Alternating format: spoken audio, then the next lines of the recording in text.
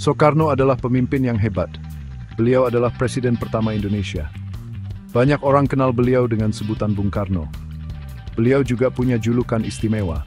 Julukan ini adalah Putra Sang Fajar, artinya putra dari Sang Fajar atau anak laki-laki dari matahari terbit.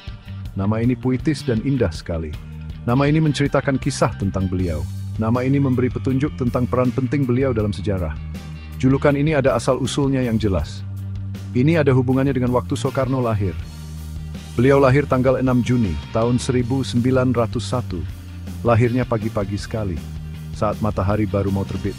Ibunya, Ida Ayu Nyoman Rai, memperhatikan ini. Beliau merasa waktu ini sungguh istimewa. Fajar yang mereka itu seperti sebuah pertanda. Pertanda kehidupan penting yang akan datang. Soekarno sendiri menceritakan tentang nama yang penuh arti ini. Beliau menulisnya di buku autobiografinya. Judul bukunya Bung Karno, Penyambung Lidah Rakyat Indonesia. Artinya, Bung Karno, penyambung suara rakyat Indonesia. Di buku itu, beliau jelaskan hubungan eratnya dengan Fajar. Beliau percaya kelahirannya di saat itu sangat berarti. Itu mempengaruhi cara beliau melihat dirinya dan tujuannya. Beliau merasa ditakdirkan membawa terang setelah gelap. Perasaan ini selalu ada bersamanya. Jadi, Putra Sang Fajar bukan cuma julukan biasa. Julukan itu punya arti pribadi yang dalam bagi Soekarno. Ini menunjukkan takdir yang terkait dengan awal yang baru.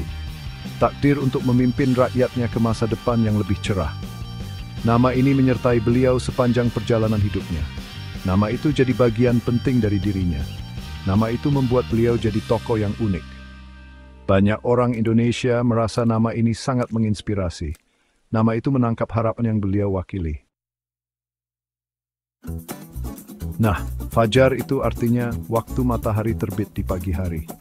Dalam budaya Jawa dan juga di banyak budaya lain, Fajar itu punya arti yang sangat penting. Fajar itu menjadi lambang harapan dan adanya kesempatan baru. Fajar itu artinya permulaan yang baru sesudah melewati masa yang sulit. Fajar juga menjadi tanda berakhirnya masa kegelapan. Ini adalah gambaran yang sangat kuat dan bisa membangkitkan semangat kita. Orang sering mendapatkan semangat baru dari datangnya Fajar. Fajar itu artinya permulaan yang baru, yaitu kesempatan untuk membangun kembali. Arti penting ini dipahami oleh banyak orang.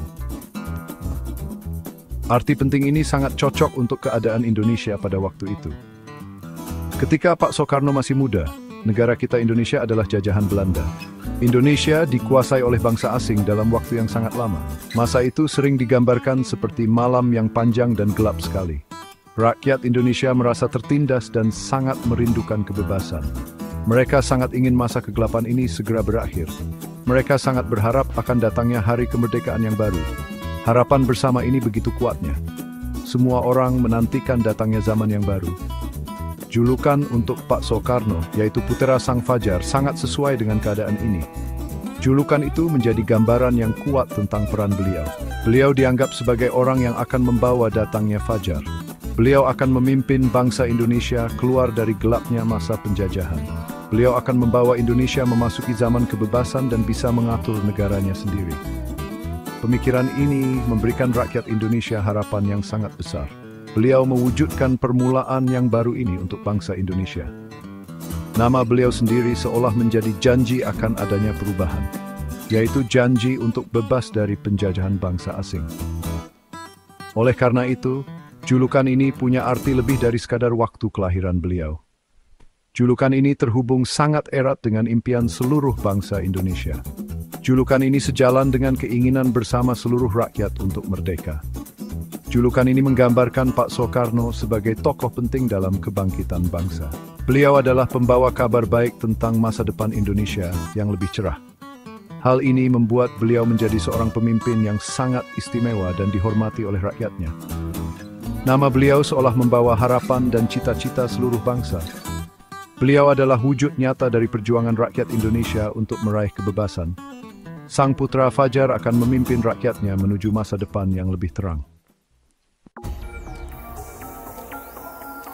Sejak masih muda, Soekarno sudah ikut berjuang untuk kemerdekaan. Waktu itu beliau masih muda. Semangatnya besar sekali dan tenaganya juga banyak. Beliau tahu kalau beliau itu pintar sekali berpidato. Kata-katanya bisa membangkitkan semangat ribuan, bahkan jutaan orang. Beliau pun cepat menjadi orang penting dalam perjuangan itu. Suaranya lantang, jelas, dan membuat orang jadi percaya. Beliau mengajak seluruh rakyat Indonesia untuk bersatu padu.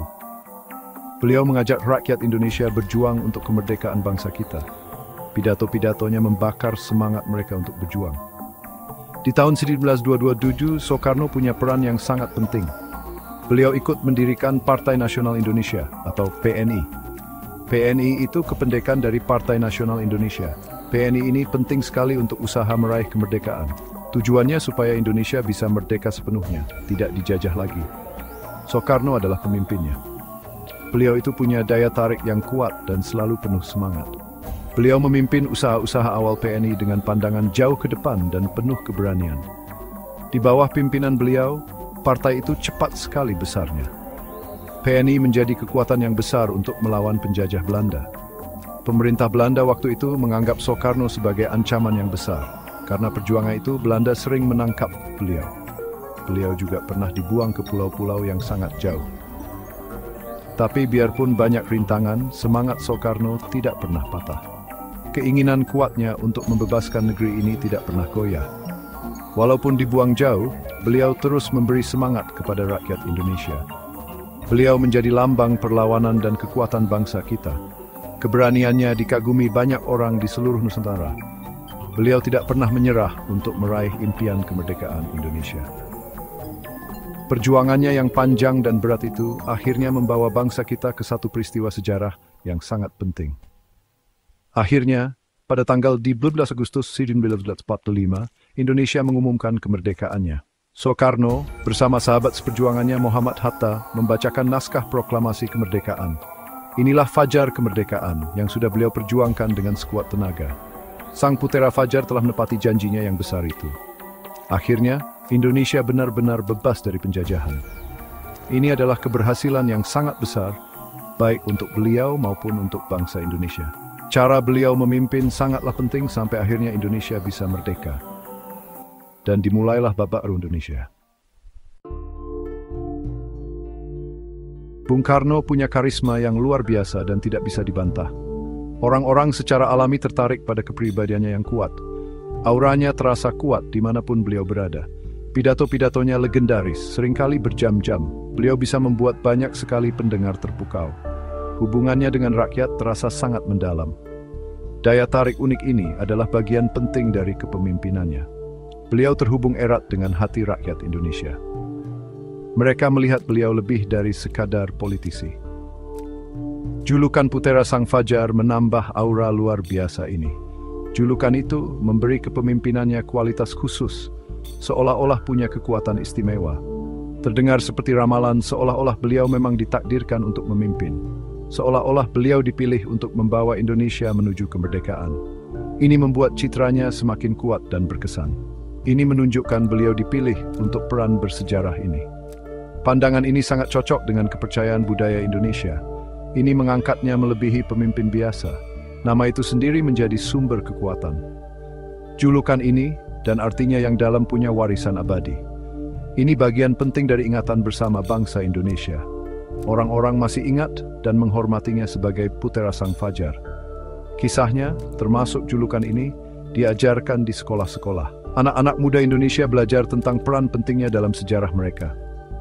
Nama itu adalah bagian penting dari kisah kepahlawanannya.